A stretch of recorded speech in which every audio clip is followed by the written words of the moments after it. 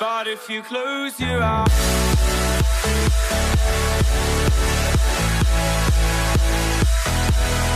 Welcome back to Pass It On. My next guest is a very intelligent and talented 12th grader here at North County High School.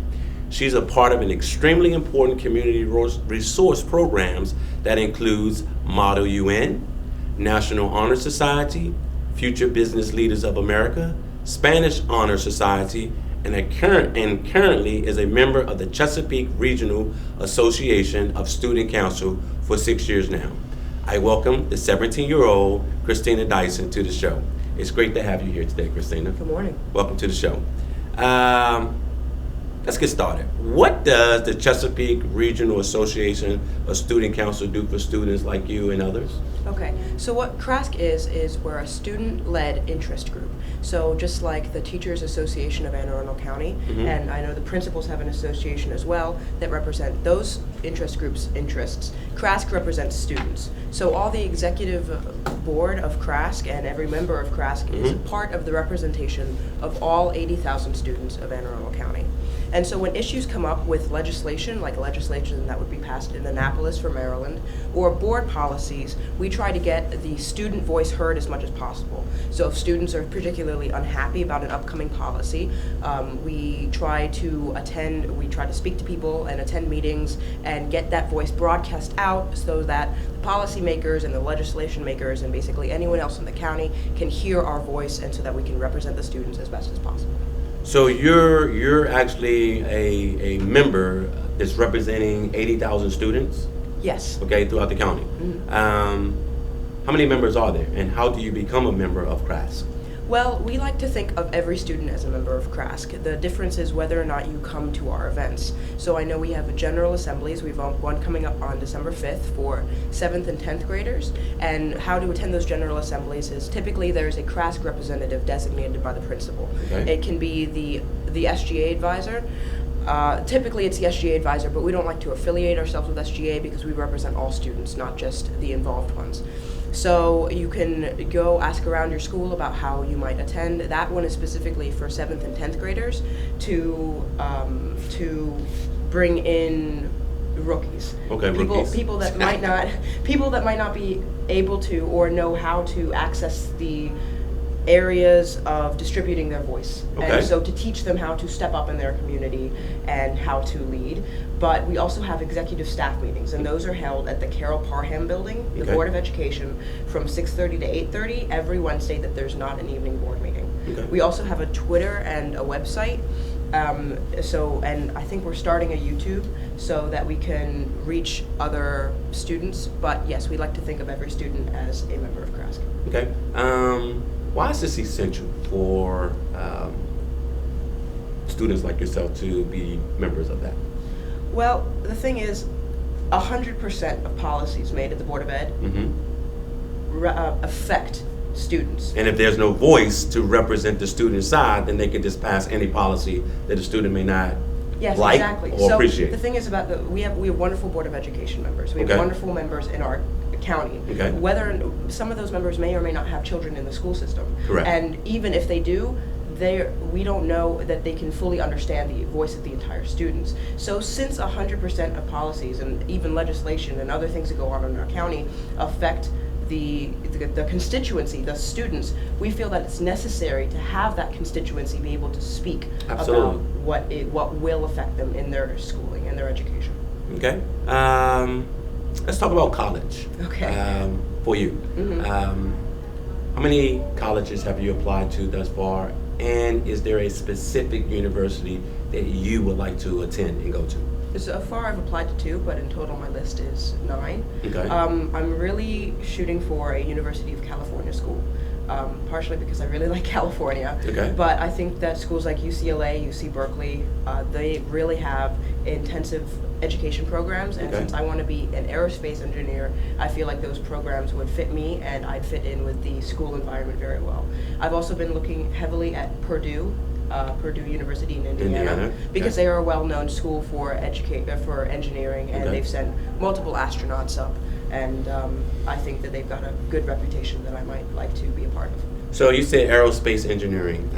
For the viewers and the listeners out there, explain what aerospace engineering is. Okay, so aerospace engineering is, think of it as engineering with anything that flies. So engineering of spacecraft, anything that goes up in the atmosphere, engineering of planes, of satellites, of probes.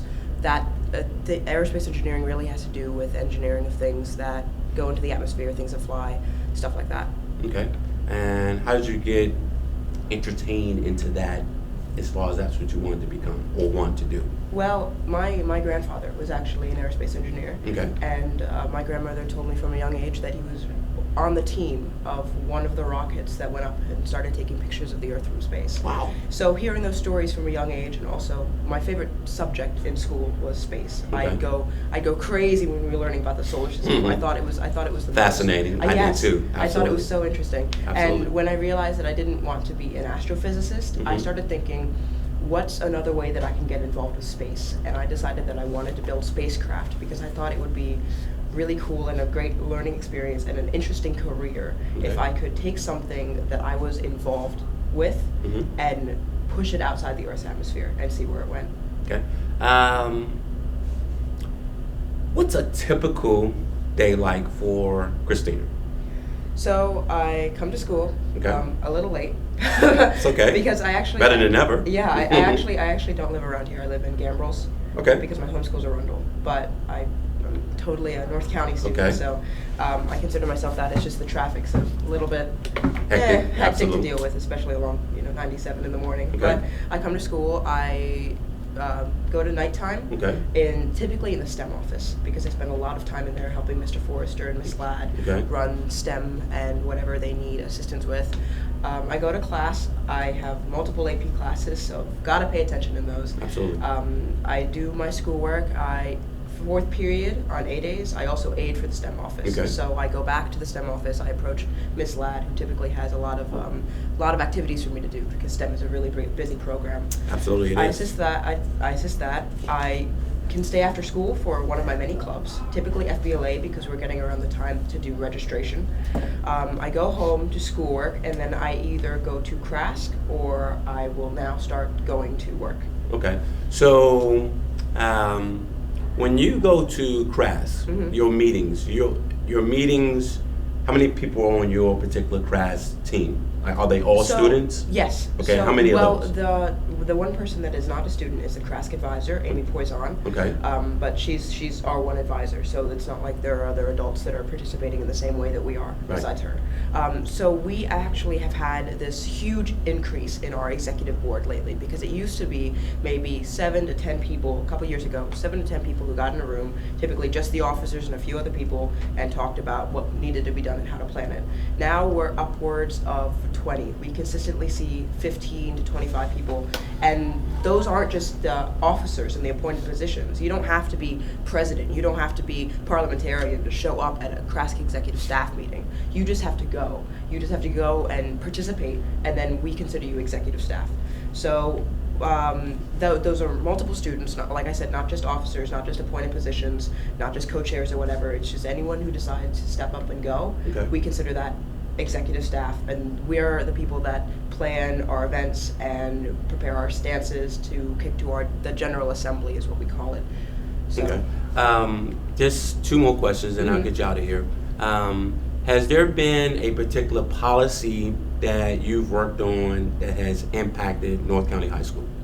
Yes, actually, the quarterly assessment policy, and I know that they came to us about that policy and asked us to voice our opinions on it, and we did, and we didn't necessarily like it. Okay. But we were happy to be able to voice our opinions, and now that they've implemented it, we will continue to voice the student perspective to try and improve it, because I know every policy, it's not going to be perfect the first time out. Very true. And another policy that we also had impact on was the redo policy. So it used to be in the grading policy that teachers would be able to designate Yes. their redos, but it wasn't very clear on what. So some teachers would be saying you can redo every assignment, that's every assignment that's a test, and some teachers would be saying you could only redo one, Right. and that would vary between subjects and between schools, and that wasn't equal or equitable to the students. Very to true. expect a student in AP Physics at, say, Broadneck to redo all their tests, and a student at North County to only redo one. Okay. So they came to us with a policy that teachers would be able to choose between 3 to 5 redos for their students, and we thought that that was much more reasonable, and we were very in favor of that, and that is now implemented in our schools. Outstanding. We just had a segment a few weeks ago on is the grading system effective in our county and our school. Are you challenged at the high school level? I feel like I am. I know that in middle school and elementary school I felt a little bored, to be Okay. honest, because I didn't think that I was going to be able to, I didn't feel like I was using my time the way that I could really make an impact. And I didn't feel like my classes were challenging me. But now that I've been into high school and that I've been able to be involved in all these community outlets, Right. I really feel like I can manage my time better and be more effective at communicating my voice and the voices of those around me and really make a positive impact on the school system. I would say you have. And last one. Okay. Why is it important for you to be successful? Well, not just me particularly, but it's important for every student to be successful, because people think that we're just students now, but we're not just students. We're youth, and that youth is going to grow up, and we're going to be the citizens of the United States, and we're going to be in jobs, and we're going to be in our economy and our community, making differences and making impacts. So it's important for us, for students, to be successful, because we kind of literally are the future. I mean, we will grow up to make the basis for this country, and I think that with success brings growth, or with growth brings success. They're necessary for each other. And so if we are successful as students, then hopefully we will be successful as citizens, and we can build a better country and a better environment for everyone around us. Okay. I know I said one last, but I have to ask. That's this. fine. That's fine. Tell us something about Christina that we don't know. We know about how involved you are with the school, with the board, and things of that nature. But tell us something that you do when you're downtime that we probably wouldn't think that you do. You know, are you into sports? Are you into nature? Just tell us something about you that we wouldn't think that this is what you are. I actually, so this might be related or not, but Okay. I actually write Right. a lot, and I kind of consider I'm a self-declared poet. Okay. So whenever I get downtime, or even if I'm a little upset, I just sit in front of my computer or with a pencil and a pen, and I just throw my thoughts down. And sometimes they come out pretty, and sometimes they don't. But That's what something- poetry is. Yeah, You know what I mean? that's what I've been doing since I was 5. Okay. When I've just been putting words down to paper, All right. and I guess I liked how it felt. As you can see, boys and girls, we have a very talented, as I said in the introduction, high school member at North County High School who's doing tremendous work, not only for our school, but for 80,000 other students that's involved and around the Anne Arundel County Public School System. So we have a distinguished person that's actually our very own, who's actually helping establishing policies and different things of that nature that's actually going to be very impactful for us and the student population as the student population continuing growing. As you are definitely a friend of the show, it's definitely a pleasure for you to come on and explain the nature of what CRAST is and give us a better understanding and the involvement of what you do on an every single daily basis. You're always welcome to the show.